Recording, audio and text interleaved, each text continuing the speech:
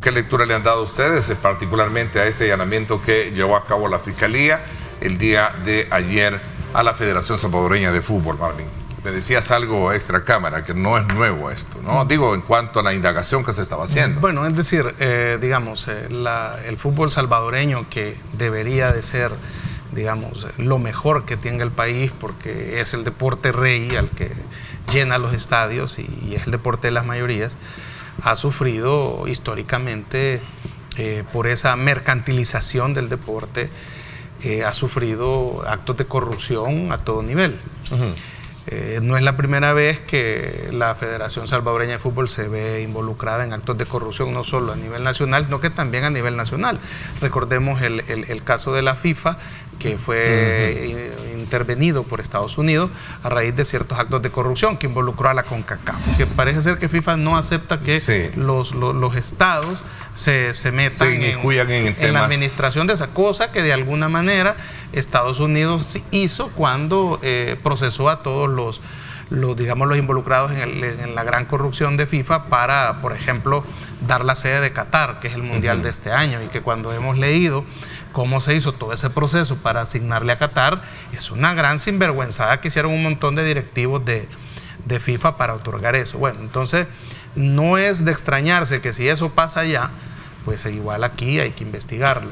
El tema de FIFA Gates como que abre las puertas para que nos demos cuenta que el lavado de dinero se da en este rubro, que además Estados Unidos puede también enjuiciar este tipo de procesos cuando se utiliza la banca de Estados Unidos, es decir, no necesitan estar dentro del país para cometer el delito de lavado de dinero. Habría que ver en qué aspecto lo está investigando la Fiscalía, pero ciertamente esta era una deuda pendiente.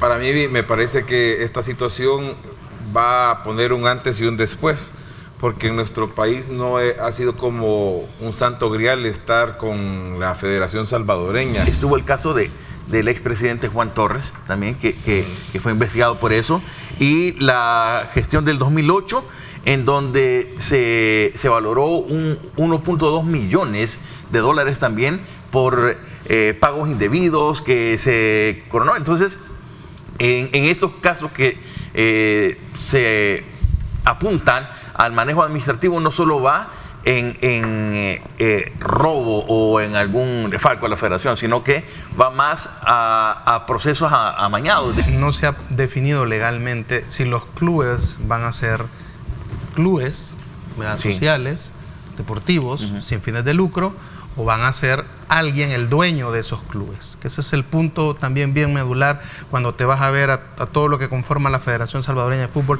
Cuando ellos ven que hay negocio por esto de las transferencias, los pagos que se hacen por descubrimiento, por cada uno de los movimientos que se hacen, esto alimenta la ambición de cada quien. Y no dejaron que los jóvenes se fueran a lucrar de su deporte fuera del país. Y ese fue un problema bastante serio. ¿Por qué? Porque les quitaron las alas.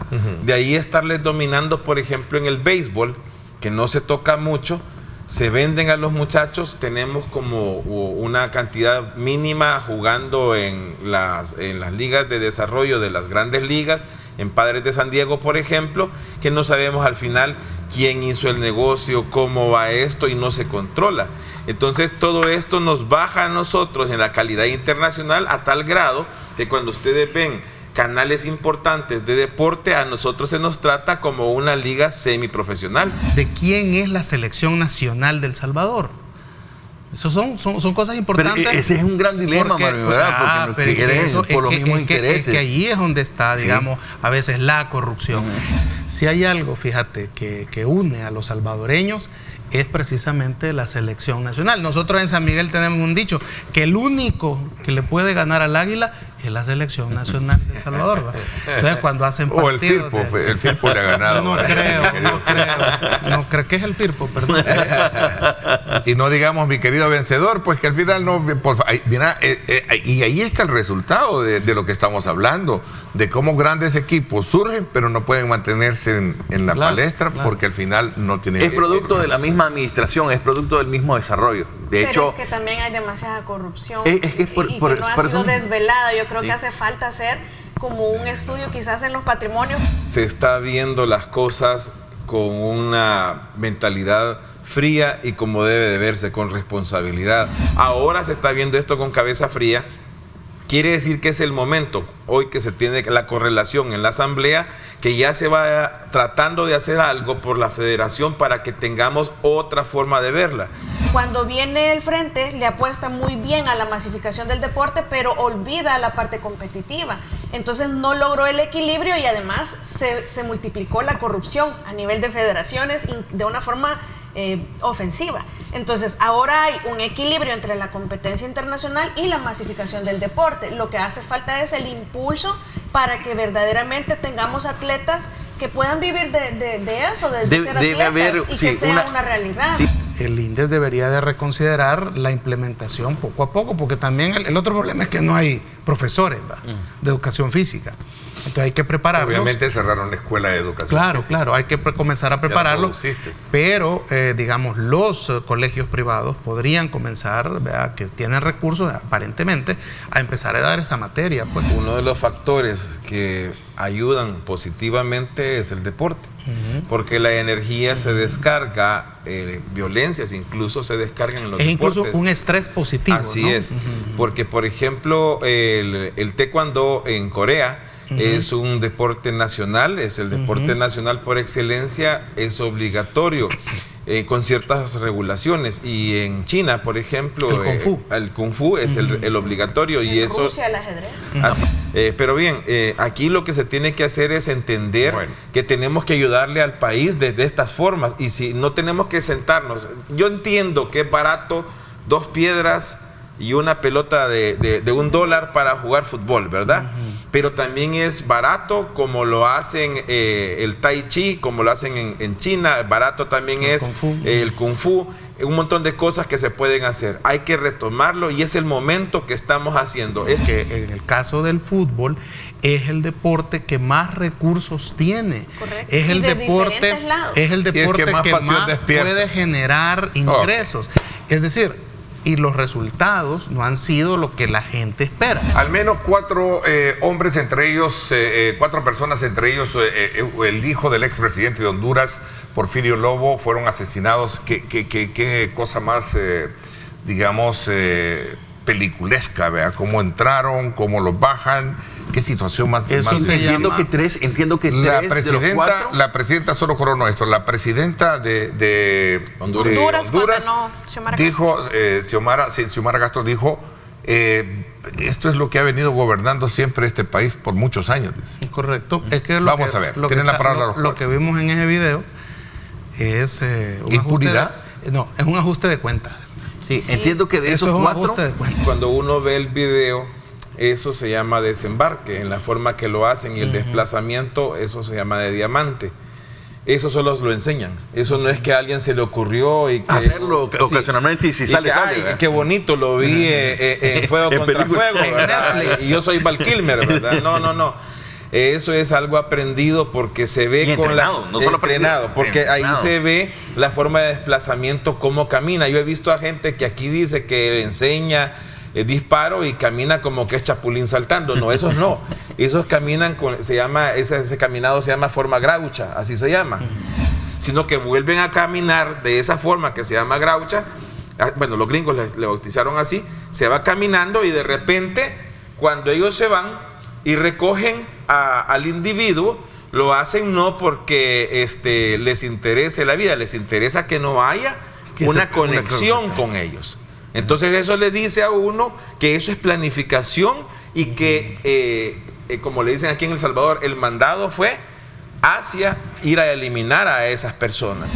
Hay un motivo clave por el cual se ejecuta esta acción, que es un ajuste de cuentas. Un ajuste de cuentas que a la larga se percibe por lo que se da. Narcotráfico. Sí, es correcto. Es un ajuste de cuentas presuntamente por negocios de narcotráfico en donde se ven vinculados siempre hijos de exfuncionarios. Casi siempre se da esa lógica. Es como en El Salvador. Nosotros estábamos tan acostumbrados a los crímenes de las pandillas que ya había desensibilización, se había normalizado. El humor negro, ¿verdad? Correcto. Entonces, yo creo que la pregunta que cae por su peso es ¿qué va a hacer Honduras con ese narcoestado que han heredado. Nada. Porque el país está cooptado por Y aparte ahora que está... hay que ver qué estrategia se puede implementar, porque algo tiene que hacer. Que un pesimista es un optimista bien informado, ¿verdad? Entonces yo dudo mucho de que esas estructuras están corrompidas en Honduras. Pero es como decir que nosotros no hiciéramos nada con las pandillas. No nos podemos conformar. Es de voluntad política. Y en Honduras está tan permeado todas las estructuras de poder por el narcotráfico, por el dinero. Sí. Bueno, criteriar. El tema principal de vinculación de lo político con el narcotráfico es elemental en Honduras y es clave y ha venido permeando en varias administraciones.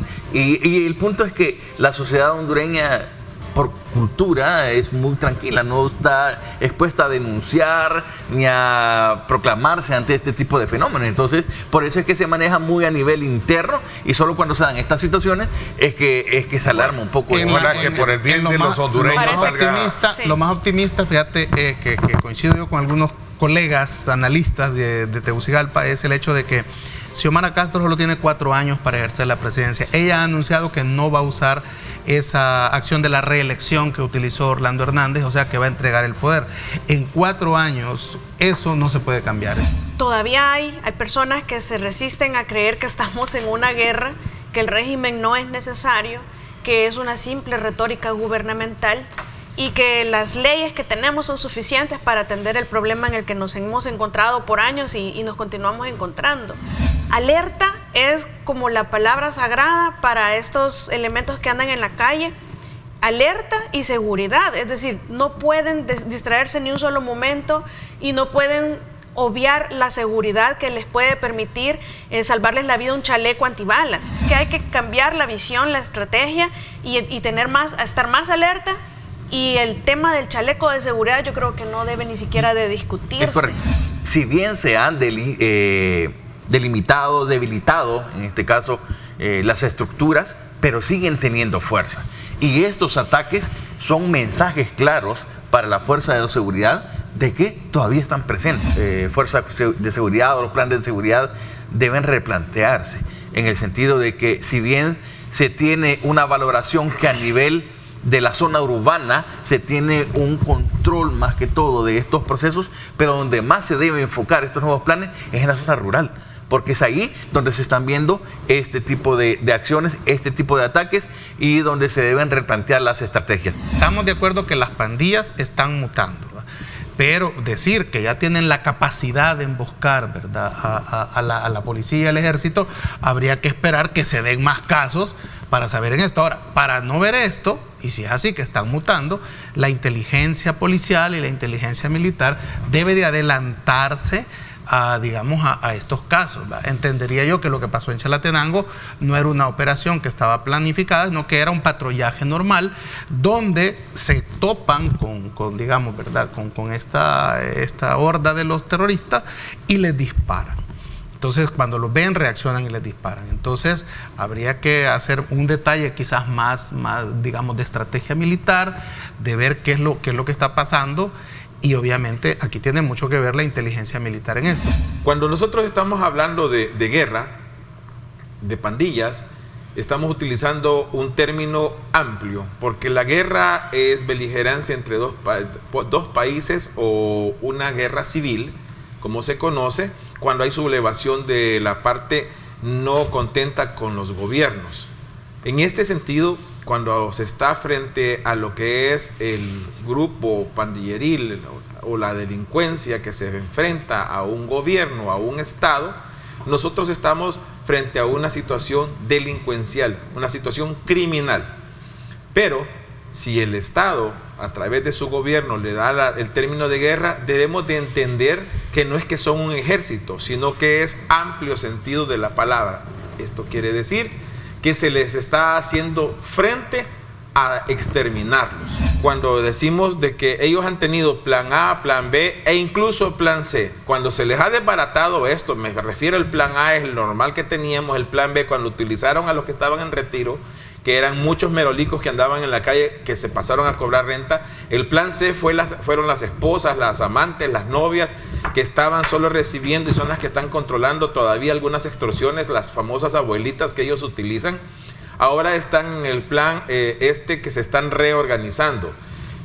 Yo diría más que todo que estas emboscadas, como las ha llamado el señor presidente, quien obviamente está siendo asesorado por el señor director de la policía, el ministro de Seguridad, el señor ministro de la Defensa Nacional, está utilizándolo para que entienda la población que nos están queriendo golpear a las fuerzas de seguridad nacional.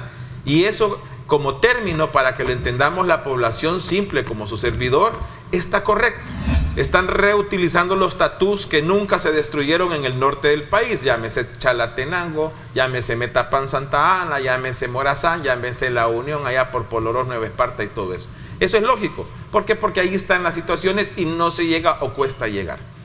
Que El Salvador va a necesitar inteligencia, la tenemos la inteligencia. Lo que necesita es reenfocarse. Esto necesita una preparación, una reorientación, una nueva reeducación del señor director de la academia, que entiendo que no sé si ya le pusieron el director, pero necesita reorientar. Ahorita necesita reeducación de control urbano y darle esa reeducación a los soldados, porque los soldados tenemos que reinstruirlos.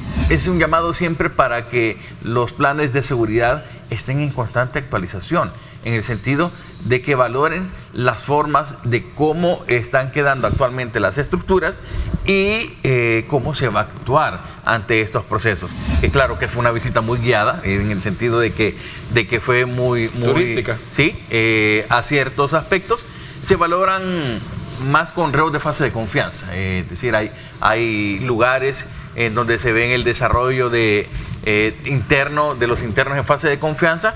Y bueno, qué bien que se den esas circunstancias para este tipo de privados de libertad. Quizás sí hay que hacer la acotación que, en primer lugar, el procurador sí dijo que hay casos que se están investigando todavía, que no han llegado a su resolución, y en segundo lugar, en cuanto a las muertes que deberían de estarse investigando ya, eso corresponde a la Fiscalía General de la República, ¿verdad? No tanto así al Procurador de Derechos Humanos. Pero la otra es que dentro de la facultad constitucional que le establece al Procurador, él revisar las condiciones de los privados de libertad, que ahí se establece. Claro. Entonces, el informe, o por lo menos el pronunciamiento que ha dado en estas dos visitas, tanto a Mariona como a estos centros de Izalco, pues es como un pronunciamiento mucho más factible, sin decir nada. Es más, lo llamativo y quizás lo más recomendable fue el hacinamiento, que es de todo sabido, y dos, que mejoren las condiciones de clima, de aire. Fueron quizás las recomendaciones mucho más fuertes que se hicieron. El señor Víctor González, que es un periodista mexicano que perteneció a Badabun, le pidió al señor director de centros penales, entiendo, que le permitiera entrar al penal de La Esperanza, conocido por la Mariona, tengo entendido que es ese. Y le permitieron llegar hasta la última celda, hasta las que están más oscuras. Y él entró con su cámara y le permitieron entrar hasta con el teléfono para que comprobara que no hay señal. ¿Qué quiere decir? Que entonces el gobierno está seguro que está haciendo las cosas totalmente legales. Que no todo el mundo está contento con el trabajo que está haciendo el procurador, y que él aquí mismo le explicaba a Ernesto que está equilibrando porque tiene que trabajar, dice, con unas instituciones, y que lo peor que puede hacer es pelearse con las instituciones con las que él tiene que coordinar el trabajo, tratando de explicar eso que tú estás diciendo. Tratando de explicar. Ajá, por qué está haciendo lo que está haciendo, y que parece ser que a nadie le cae bien lo que está haciendo. A esto se le ha sumado que la oficina de Michelle Bachelet va a hacer una visita a El Salvador, o sea, Naciones Unidas va a venir a El Salvador para verificar, digamos, si no se están violando los derechos humanos. El informe del procurador vino a validar los procesos que estaban dando, de alimentación, de salud, de el trato con los familiares en cuanto al kit de equipos, de muchas cosas que parecen ser que las cosas están normales. Pero quizás ya también va tocando que se hagan vinculantes mediante ley las resoluciones de la Procuraduría para la Defensa de los Derechos Humanos, porque ahora son meras recomendaciones.